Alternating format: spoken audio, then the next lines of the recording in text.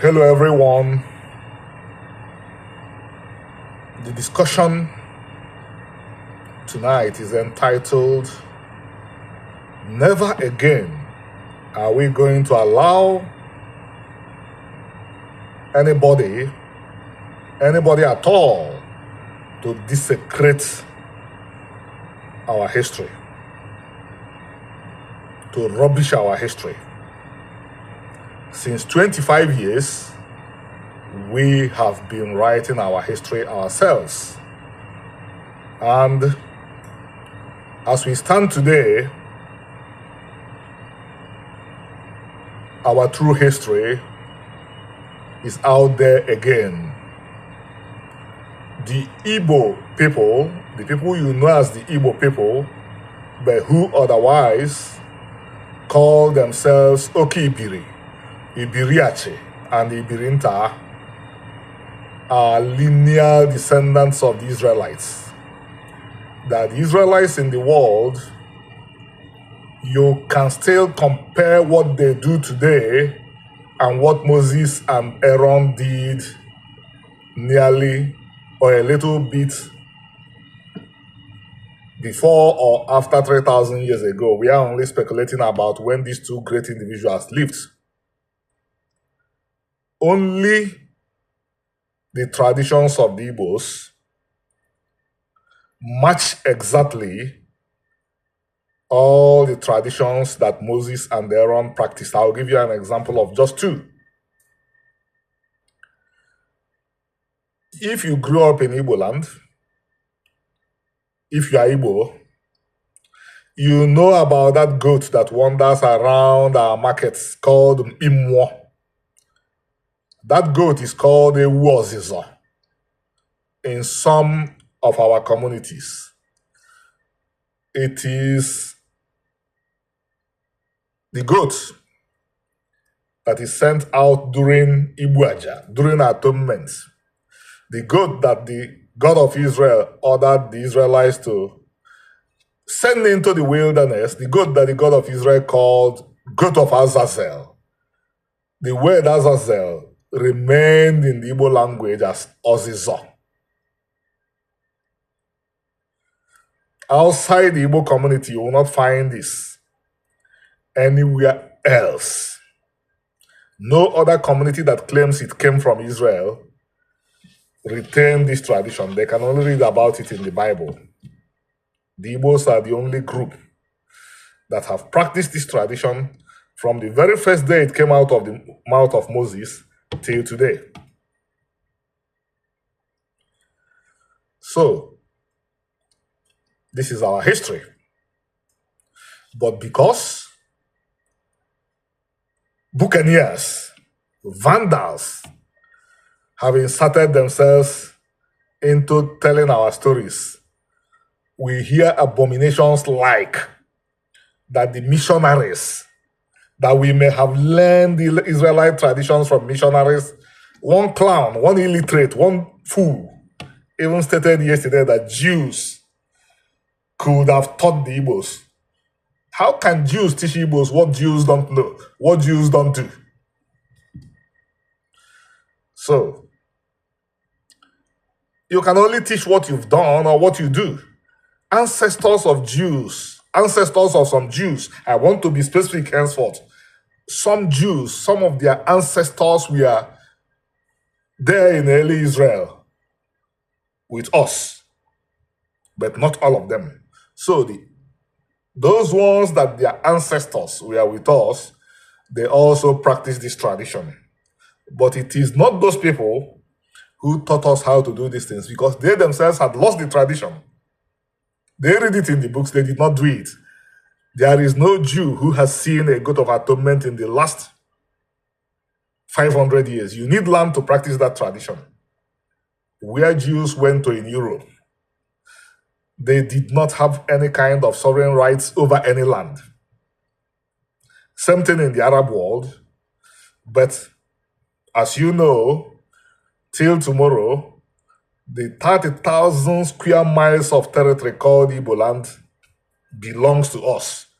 We do whatever we want there.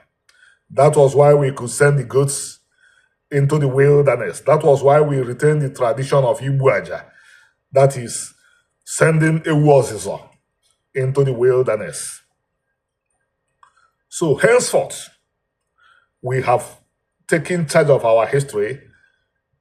Anything emanating from outside us, know that it is false. And who are us in this case? Igbos or Ibiri, who are members of Omenana Defenders. And Jews, because some of them are very, very decent people who have humbled themselves and deeply studied Omenana, which is the religion and culture of their own ancestors too. I repeat what I said. Those Jews, Samaritans, Karaites, whose ancestors were Israelites, are part owners of the great tradition called Omenana, which only the Igbos retained. A few of them, I will mention a few here. Dr. Daniel Lees, the Swiss-Israeli anthropologist who earned a PhD studying the Igbos and who ended up writing a masterful history of the Igbos entitled The Jewish Identity Among the Igbo. Dr. Yehonatan Elazar Mota, the head of the Bet Din, that is the religious court that ruled that the Igbo people are lineal descendants of the biblical Israelites.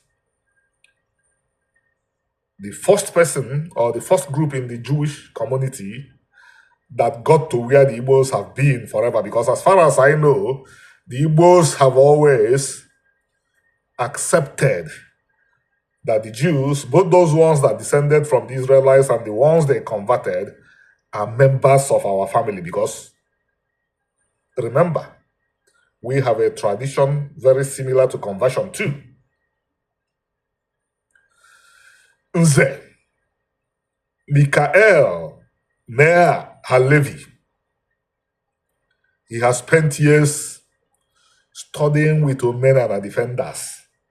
He was one of those who tied up the convergence of the patrilineal tradition of the Igbos and the matrilineal tradition of the Jews, and it was laid bare that both traditions have roots in the Bible, and that what happened in the case of the Igbos is that they retained both of them.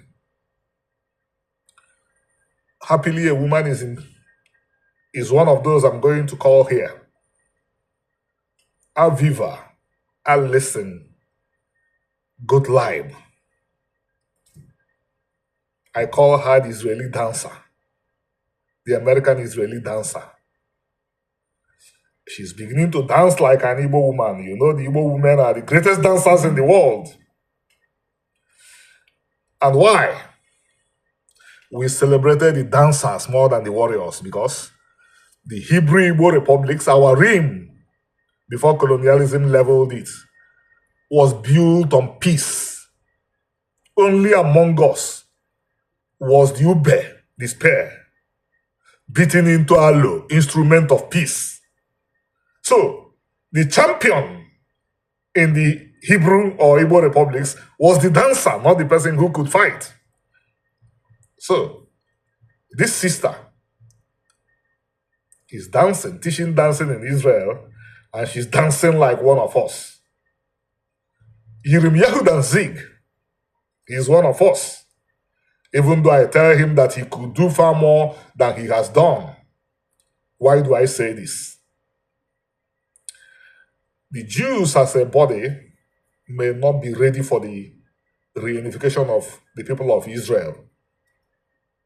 But from my position, and with my position as the Secretary General of Omenana Defenders, I want to see the people of Israel reunited so that they can stop living in fear, so that they can stop claiming that, so that some of them can stop claiming that Nearly 4,000 years after Abraham, that there are still 12 million. It is false.